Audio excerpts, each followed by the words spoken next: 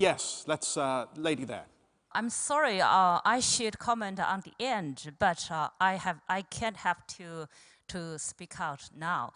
I don't think any of the factor, passion, profit, purpose, and profit is the factor of what we can win, because you can think about the Merrill Lynch, AIG, and Lehman Brothers. They are the passion had driven them for so many years.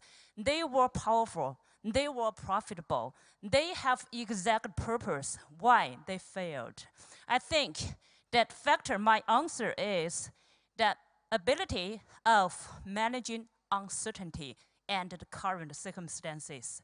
This is my conclusion. Sorry for that. Oh, you're welcome to your conclusion, and thank you very much for sharing it with us. I don't know if you want to respond to that, Vikram. Well, you know, in some ways, to blend a couple of these, it is a mix of things that one requires, but if we had to have a sort of compass to point us in the right direction, I do think that even though Lehman Brothers and others had purpose, they strayed away from the purpose, and the purpose can't be simply making money.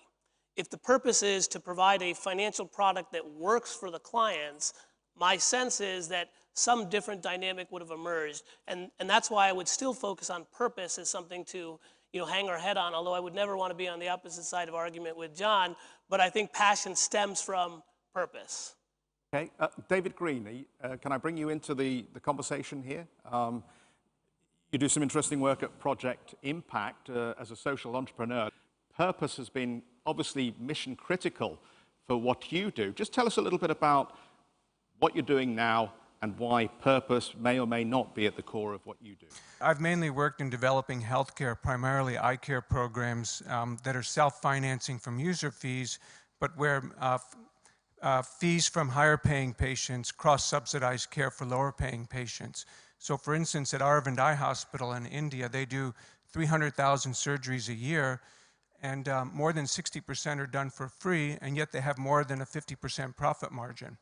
So the question is, I think control is very important, control and governance. Control in the hands of who? Aravind and a related institution that I helped start up, Aura Lab, which produces very affordable medical supplies. They've gained control of technology to be in control of production and therefore pricing for affordability. And so they have a purpose of providing eye care, of maximizing distribution rather than return on investment while still being profitable. Same case with Wells Fargo. They stuck to their core business and were maximizing distribution in the right way.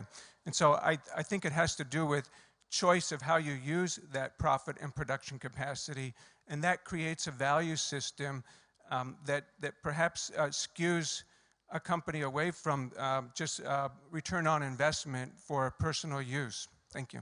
Okay, thank you very much for the comment. Is there any sense that purpose has to have a social value? I mean, what purpose does a second-hand car salesman have when he gets up every morning? Well, beyond putting food on the table for his family? I think purpose certainly comes out of the social enterprise world, but I'm trying to make the argument that it applies across the board. If I'm a car manufacturer, my purpose is to produce the best car, and I think by focusing on that purpose, the other aspects come. If I'm, a software company or a chip producer, I want to produce the fastest processor, and I think hinging everybody on that purpose leads to all of these other four elements. So, quite the opposite. I don't think this is particular to social enterprise. I think we've maybe introduced the concept, but if people in other companies also hang their companies around whatever the purpose may be, everything else will follow. Shai, can I bring you back in on that? Because he talks about car manufacturers, but there's an element where I'm debating whether you're driven by passion or is it purpose. I imagine it's not profit, but maybe you can set me straight on that. I think it's a combination of passion with a mission that without a profit wouldn't create a revolution. And without a revolution, we won't have a world to be in. So when you understand the mission that we have, I mean, we're talking about the $700 billion of bailout for mortgages in the U.S. It just so happens that the U.S. will also import $700 billion worth of oil this year. Money went somewhere. Go back to the root cause. And so the mission is, how do we survive in this planet when oil runs out? The passion comes as a result of that. The purpose is there. And if we didn't show profits, you wouldn't get Renault and Nissan to go build millions of cars to fuel this transition. It's all of them together. Okay. Vikram, let's ask you to step back in for a moment.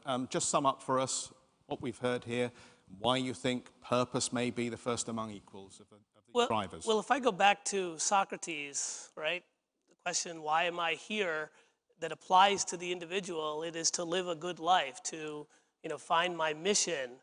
And I think the same thing applies to corporations. Why am I here? I'm not here to make money. That's not the purpose. I'm here to do something, to create something, to build something, to provide a service, and everything else follows from that. So I think this wisdom is as old as Socrates is. Okay, thank you very much indeed for that.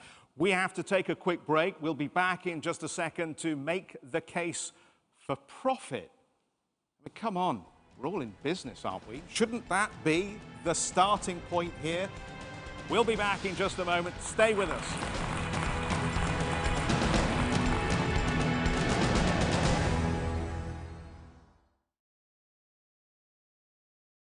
Ernst & Young are proud to be associated with the World Economic Forum's annual meeting of the new champions in Tianjin. Ernst & Young, quality in everything we do. Ernst & Young are proud to be associated with the World Economic Forum's annual meeting of the new champions in Tianjin. Ernst & Young, quality in everything we do.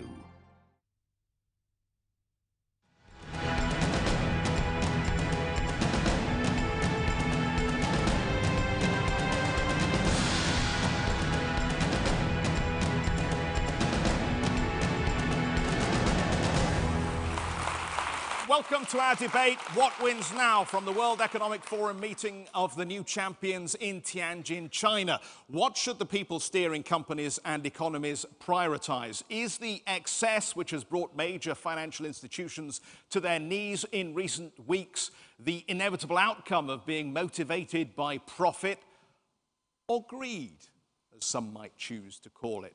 Let me invite Jeff Riddell to share with us his case now for profit. Jeff Riddell, Chief Executive Officer of Zurich Financial Services Global Corporate. Thank you, Jeff. We've heard three speakers, none of which I would violently disagree with. We've heard people from the audience say that all four of the P's are important. My thesis is that profit is the critical element. Some of the most tragic things I see are truly passionate people who've gone bankrupt, who've lost money because passion wasn't enough. I see purpose and people with great purpose failing because purpose itself isn't enough. If we look at economic theory, Marxist-Leninist theory is dead because we've seen that without the profit motive, we don't get the competitive instinct, we don't raise the bar, we don't improve what's happening. Profit is the essential driver of that.